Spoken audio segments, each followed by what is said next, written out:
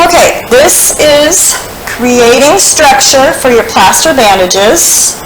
So the first thing we're going to do is learn about what types of material you can use to make your plaster bandage structure.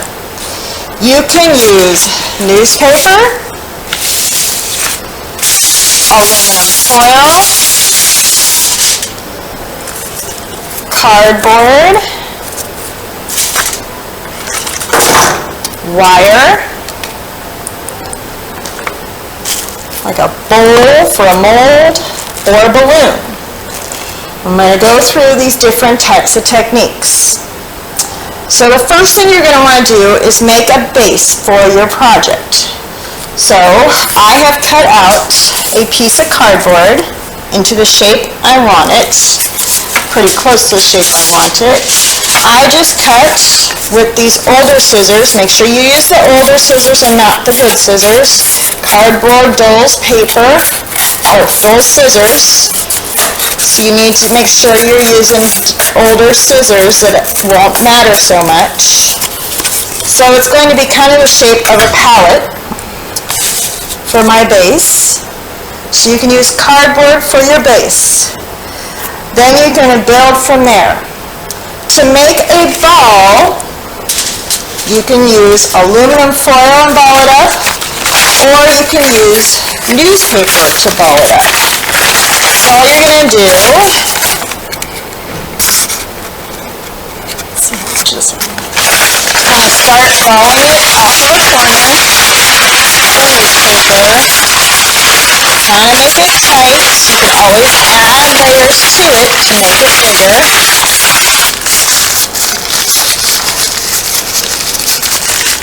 Squish it down into a ball, and then you're going to use masking tape. And when you go to rip, pinch it between your fingers and rip. That way you leave a little bit hanging and it's easier to start the next one. And then you're just going to tape it down so it doesn't come unrolled on you. And another piece, because that piece is kind of sticking out. And tape that one down. Okay, I got kind of this puff here.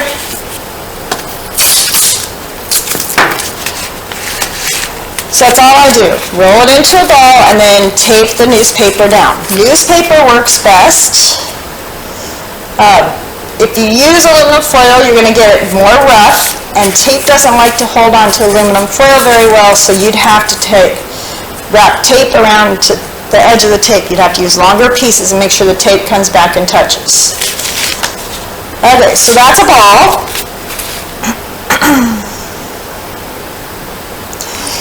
If I wanted to attach this ball to my cardboard, I can just try and tape it on the way it is. It'd be a little harder to do. Or I can make it have little flaps to be able to use it. So to be able to tape it down would be a little easier. So if I didn't want a ball, if I want to make a cylinder out of newspaper, I'm just going to get it the length that I want.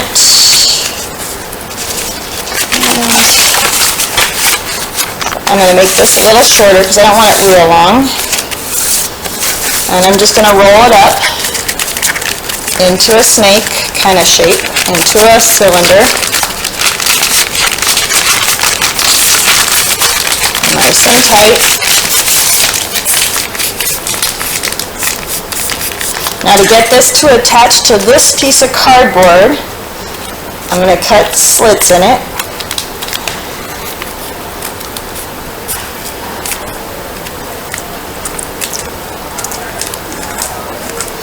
So I cut little slits in it so that these pieces will kind of pop out for me now.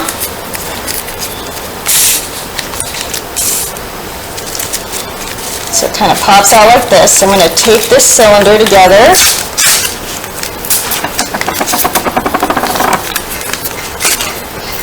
I was watching the TV.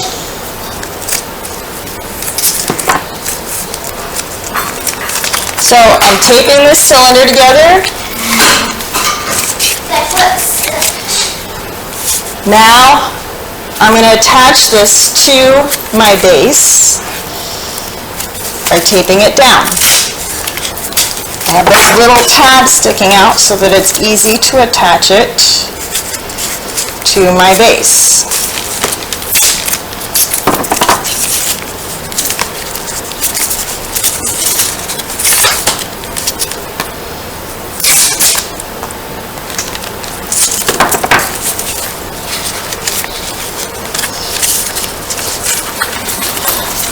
So now that is secure. I've got it attached really well. Alright, that is a cylinder out of newspaper. What other types of cylinders could you use? You could use cardboard tubes, like paper towel rolls or toilet paper rolls, depending on what you're trying to make. You could use we could build things out of cardboard to make them into whatever shape you want. You can shape the newspaper into other shapes besides cylinders. It is up to you as to what you want to do. Now, I don't want a cylinder on here, so I'm going to take this off. Okay, aluminum foil is the same idea. You scrunch it, shape it into the shape you want. I'm going to make a person, so I'm going to do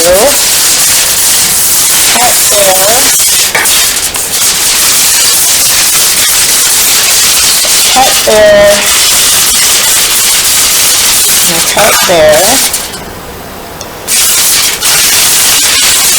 This part will become the head.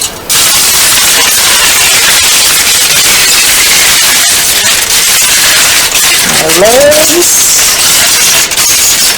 my arm,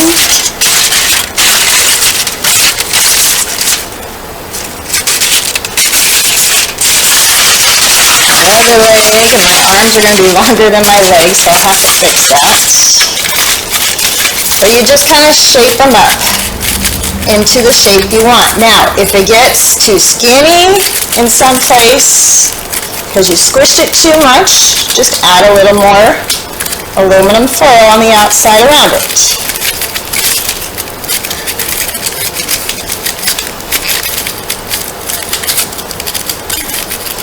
So you can just form the aluminum foil into a 3D object. You can bend it, you can cut it, whatever you need to do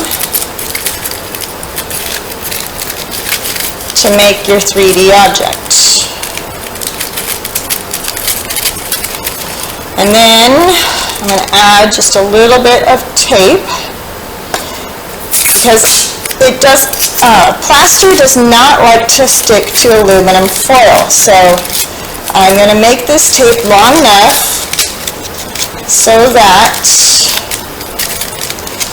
the tape attaches back to itself in the aluminum foil. So see how I made it long enough, it came back around on itself.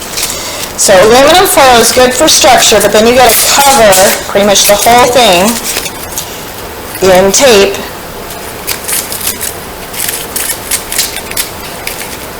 And make sure the tape touches tape, otherwise it's going to come off on you. It will not hold to the aluminum foil, at least not very easily.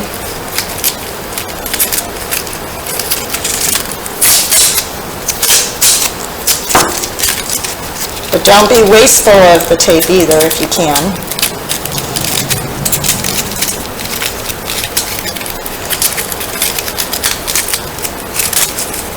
And then, same idea as the newspaper. If I had this all covered in tape, I'd have it bent the way I want it to. I want him painting, so his arms got to be out. This one can be down. And then I would tape him onto my cardboard base where I want him to be. And so that is, and then to be able to tape it, you're going to want to attach this tape here, grab hold of it with that tape, and then stick it down to your base. And that's why you need to go all the way around, because that tape is only going to stick to tape again. It's not going to stick to your plaster, to your aluminum foil. It sticks tape to tape. So I need to finish wrapping it up in tape. Okay, wire. Wire, tape doesn't like to hold to either very well, so you're going to have to go tape to tape again. To cut wire, you need the wire cutters. Go wherever you want to cut it. Place it on that edge is where I want it to cut. And then squeeze, and it should break off. And this is bendable. You can shape into whatever shape you need. I'm going to shape mine into an easel. So I'm going to go bend it about there, and then I'm going to cut it off about here.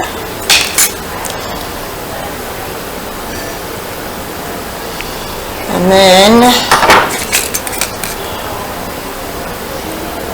I'm going to try and get this to wrap around a little bit. So I'm going to curl this end a little bit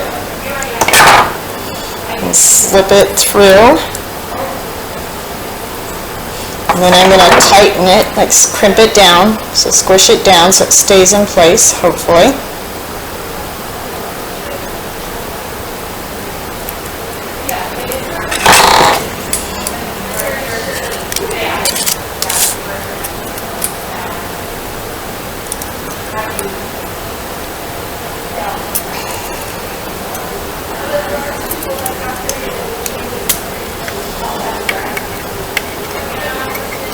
There we go. I got it.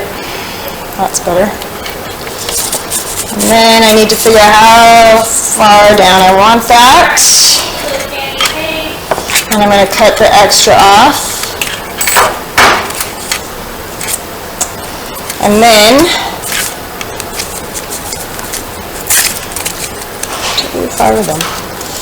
now I'm going to place this on here. And like I said, you have to use tape to hold it in place. So I let this little bit right here so that I can go over that, tape it down, and then I'm going to go this way, tape it down, and then I'm going to wrap it around my wire so that when I go to do my plaster bandages, the plaster bandages will stick, because it does not like to stick to wire. So I go ahead and finish that off.